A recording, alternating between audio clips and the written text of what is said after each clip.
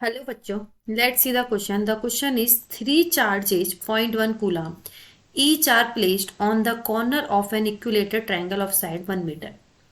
If the energy is supplied to this system at the rate of 1 kilowatt, how much time would we require to move one of the charge onto the midpoint of the line joining to the others? So देखो, let's see key concept.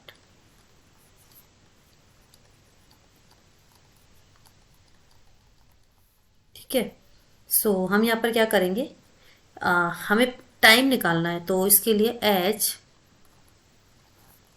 The time required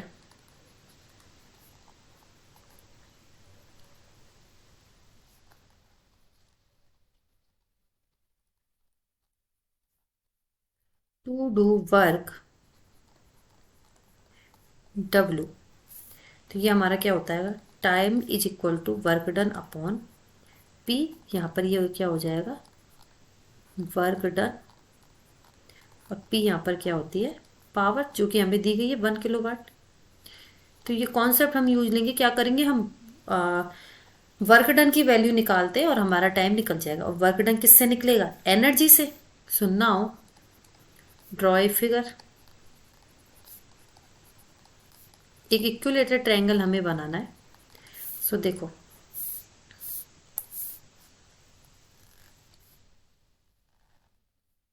ये हमारा equilateral triangle है। This is A B C. सब पर 0.1 coulomb का charge situated है, और इन सबके बीच की डिस्टेंस जो दी गई है दैट इज 1 मीटर। इसको हमने क्या क्या बोला है, दैट इज पर मीटर, एल बोल देते हैं। ठीक है। सो एच जो पोटेंशियल एनर्जी होगी, H potential energy of 2 point charges, जो 2 पॉइंट चार्ज होते हैं उनके बीच की जो पोटेंशियल एनर्जी होती है, separated by A distance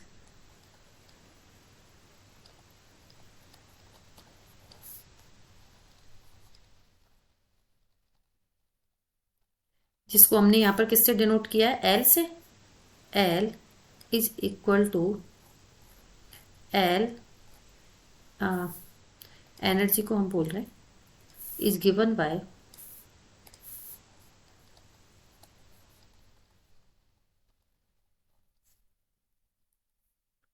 Q1 Q2 upon 4 pi epsilon not L. ठीक है। फर्स्ट ऑफ ऑल हम इनिशियल एनर्जी निकालते हैं। यू इनिशियल कितना निकलेगा, देखो इस चार्ज की दोनों की वजह से इन तीनों का आपस में जो निकलेगा वो कितना हो जाएगा, तीनों पर चार्ज सेम है, माना ये वैल्यू हमारी क्यू है। Q square upon 4 pi epsilon not upon the distance A B, 1 upon BC, 1 upon CA। ये सब हमारे कितना है, 1 1 1। तो यू इनिशियल कितना हो जाएगा, 3 × 0.1 का square upon 4 pi epsilon not, जिसकी वैल्यू कितनी होती है, 9, 10⁻⁹ एंड 0.1 का स्क्वायर। तो यहां से हमारा यू इनिशियल निकल के आ जाएगा, डेट इज 2.7 10⁸, जो ये हो गई हमारी इक्वेशन फर्स्ट। ठीक है। सेकंड केस को हम ड्रॉ कर रहे हैं। सेकंड में क्या कह रहे हैं, ये वही हमारा इक्विलेटरल ट्रायंगल है। ठीक है। दिस इज, हमने इनको क्या बोला है, ABC। तो ऐसे ही नाम देंगे ABC। सब पर चार्ज क्यू 0.1 कूलाम है। अब तीसरा वाला जो चार्ज है इसको हम लेके आ रहे हैं इसके मिड पॉइंट पर, डेट इज ये वाली डिस्टेंस L/2 और ये वाली L/2। तो यहाँ एनर्जी निकलेगी, वो किसकी वजह से निकलेगी, ए और इस पॉइंट को डी नाम दे देती हूँ, ए और डी, डी और सी, और ए और सी की वजह से निकलेगी। एनर्जी किस तरीके से निकलेगी, that is U final is equal to Q square upon 4 pi epsilon not 1 upon AD plus 1 upon DC plus 1 upon AC की वजह से भी निकलेगी। तो ये यू फाइनल हमारा कितना हो जाएगा, 1 का स्क्वायर, सॉरी, चार्ज हमें कितना दे रखा है 0.1, और 4 पाई एप्सिलॉन नॉट, और ये डिस्टेंस हमारी 1/1, यानी कि हाफ हो जाएगी ये।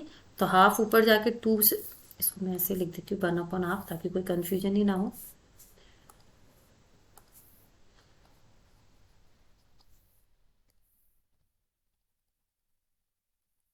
1/हाफ, और 1/हाफ और हाफ मिलके 1 हो जाएगा, प्लस, और ये डिस्टेंस हमारी कितनी है 1।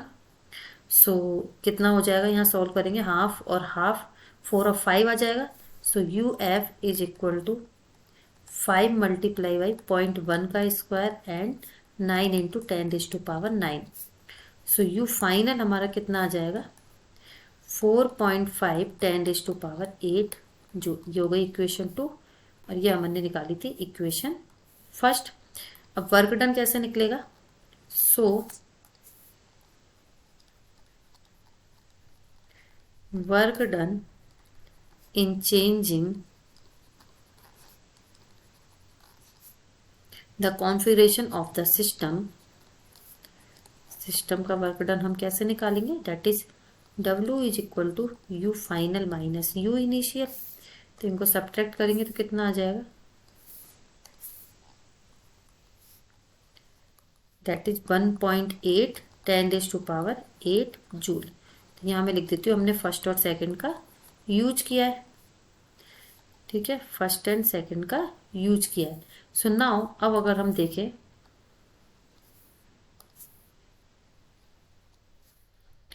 नाउ